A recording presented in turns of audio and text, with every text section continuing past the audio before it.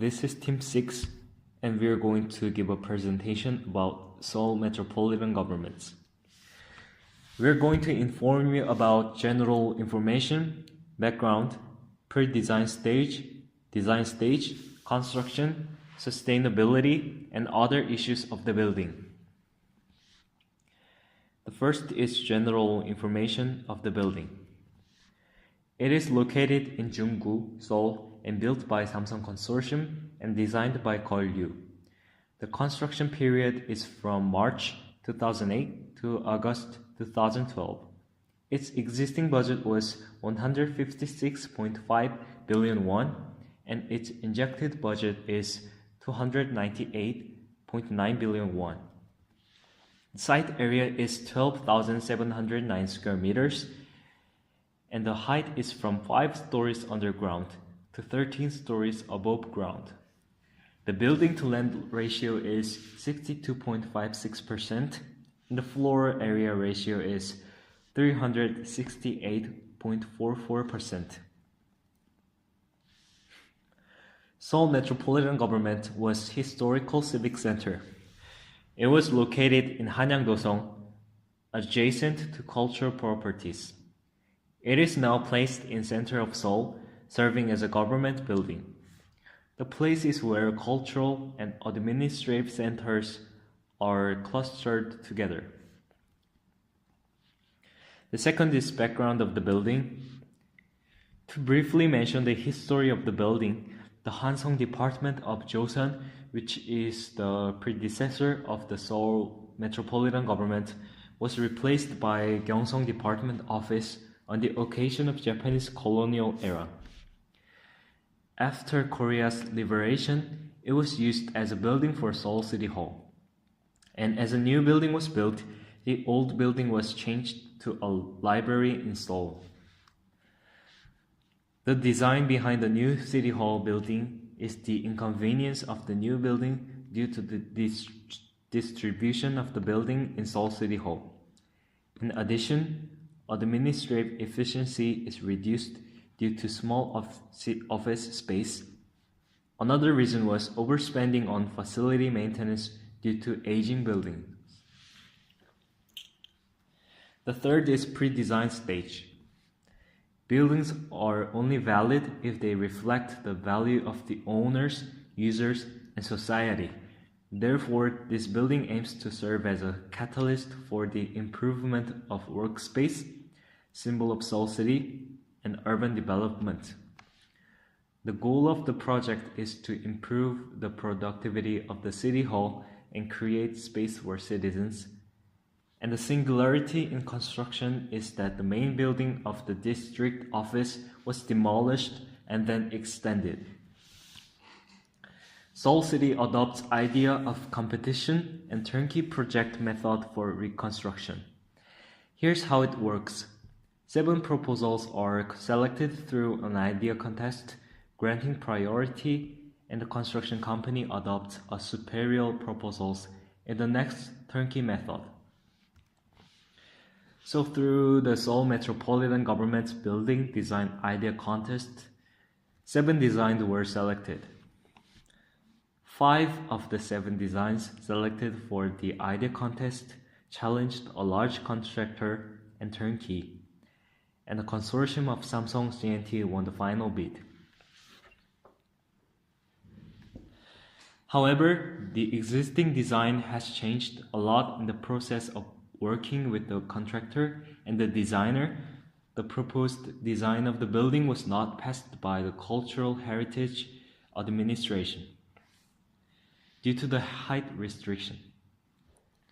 And Seoul City also requested the redesign, citing the lack of symbolism and construction of the city. These are the past design of Seoul Metropolitan City Hall.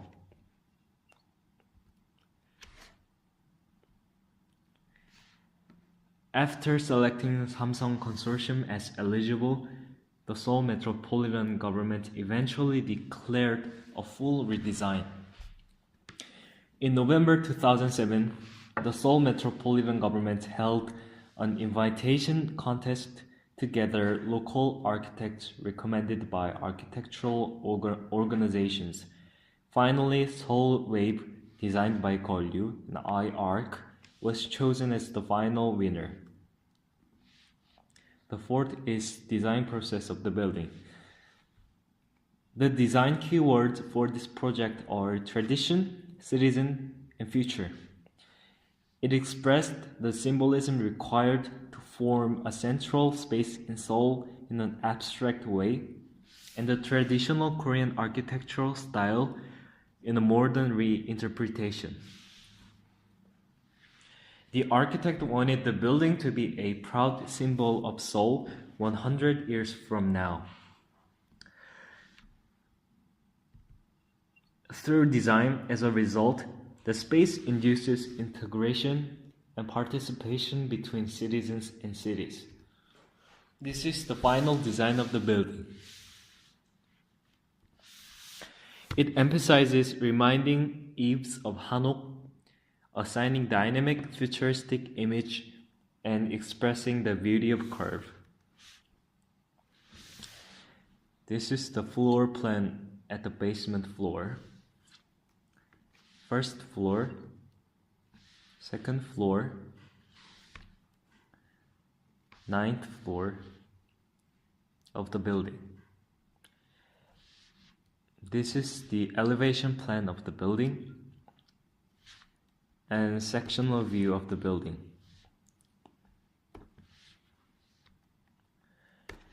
The fifth part is the construction part. The form hanging top-down technique, a method to support the lower part of the slab frame after the suspension of the lower part of the slab frame was manufactured in advance. This greatly reduced the construction period required to build and install the frame. To use this top-down method, the earthwork construction method was conducted using PRD method. This is a pile that can be constructed in a geotechnical case that can hold onto a section of a pile 600 mm to 1000 mm in diameter.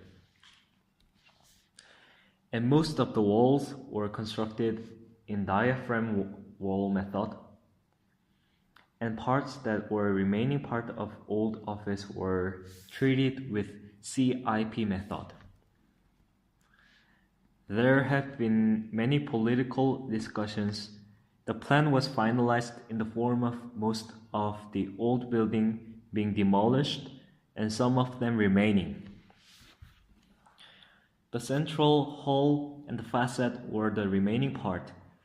The project should excavate to the 4th basement floor and construct with remain this part. To solve this problem, FUSEM method was used. FUSEM stands for Floating Underground Space Extension Method.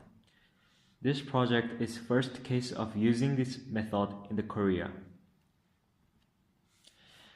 It is a method that transfers the load of an already existing building from the foundation to the temporary structure, and then simultaneously carries out excavation and reinforcement of the temporary structure and excavates it to the target point. It progresses as follows. First, excavate the base of the original building to the extent that it installed the wall by CIP and PRD,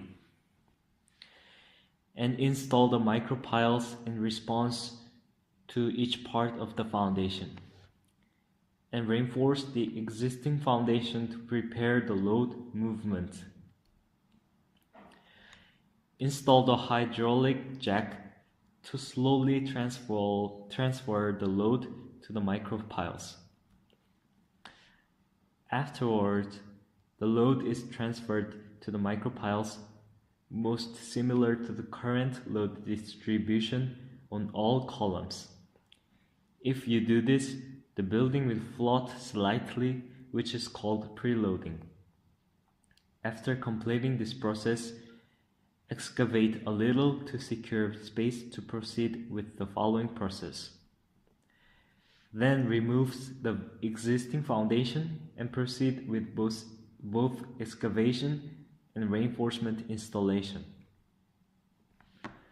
When the drilling down to the target point is done, complete the structure of the basement floor.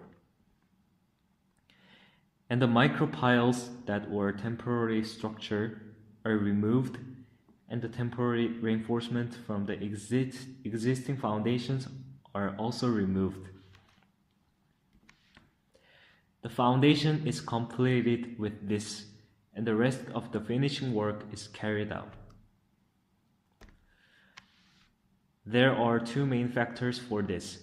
One is a system that can adjust the transfer load of each pile to transfer the existing base to the nearest micropile. The other is a precision measuring system that provides an immediate response to the change in the load so transferred. Both of these factors are quite in-depth, which may require a lot of study. The non-linear shape of the upper part was constructed with BIM in order to be placed in a proper position. The method is as follows. Get the coordinates of joint with BIM, install the materials, and the two coordinate values were compared and installed in the verification process. Ecoplazas, a public space, needed a structure that emphasized transparency. A four-side SSG method was used to ensure that the vertical and horizontal members supporting the glass are not externally exposed. This method secures all four sides of glass with sealant. And many glass were all different in shape and size, so all the glasses were numbered, brought in, and installed. The sixth is a sustainability part. One of the key words in the design of the Seoul Metropolitan Government building is the future. It has met keywords through eco-friendly design, so let's take a look at the method. The Seoul Metropolitan Government applied the Smart Grid Energy Management System, which is called EMS, to the renewable energy sources. It is an eco-friendly building that received the first grade in energy efficiency and will cover 24.5% of its energy needs with eco-friendly and renewable energy. The roof of Seoul Metropolitan Government is equipped with 1,068 solar modules and 236 solar panels. The photovoltaic energy is converted into electrical energy through inverters and supplied to each floor via underground electrical rooms. The solar power energy is used for cooling and heating.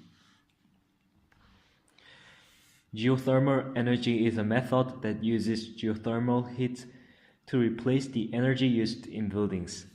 It releases and absorbs energy into the ground to heat water or to heat the building itself. In general, geothermal heat was difficult to use in urban centers where there is no clearance due to the use of geothermal heat. But the applicant has created and implemented a new concept geothermal utilization system that uses heat in order to make the most use of geothermal heat even in a small area. In particular, it is the first attempt in Korea to use geothermal power through the lower part of a building that is implemented by the top-down method. The front glass uses OOE glass and injects argon into the middle air layer to prevent heat exchange from temperature difference, increasing insulation effect and blocking heat by 60%. It has introduced a double skin system so that outside air does not directly affect the interior.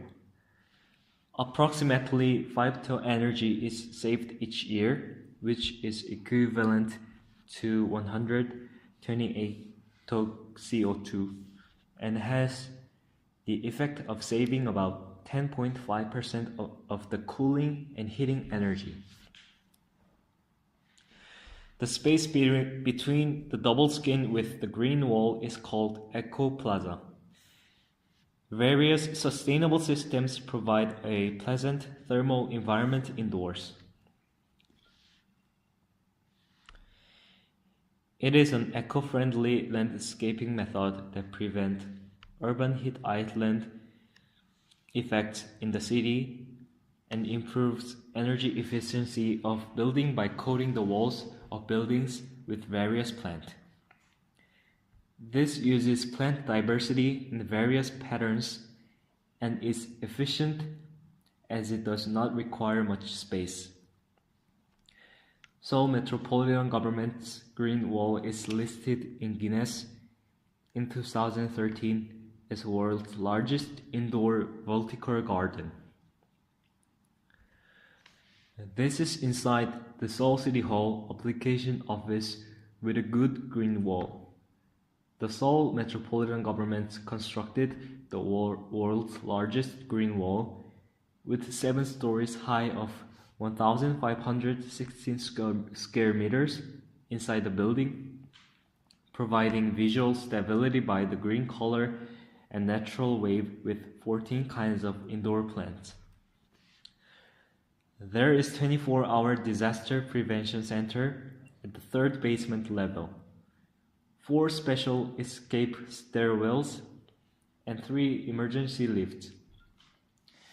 Escape stairwells are fireproofed that can withstand up to 3 hours without smoke entering.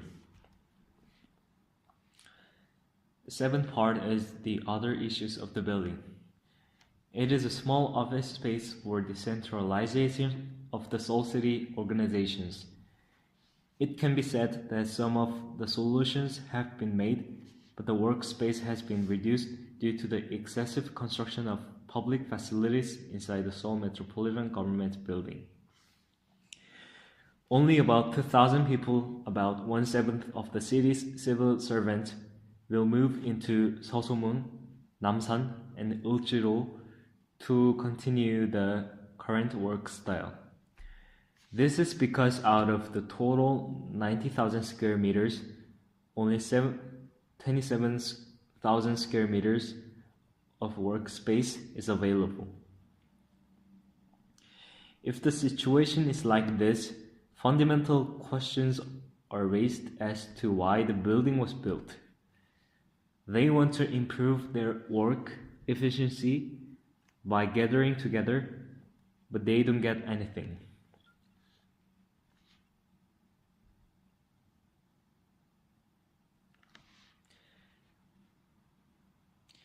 The Donghua Ilbo and the Monthly Space, which specializes in architecture, surveyed 100 building experts on the selection of the best and worst buildings among modern buildings built after Korea's liberation from Japanese colonial era.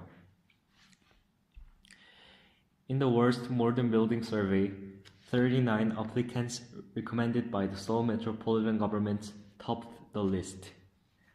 There are harsh criticism that we made a big mistake on our own in the heart of Seoul, where even the Japanese made a special effort.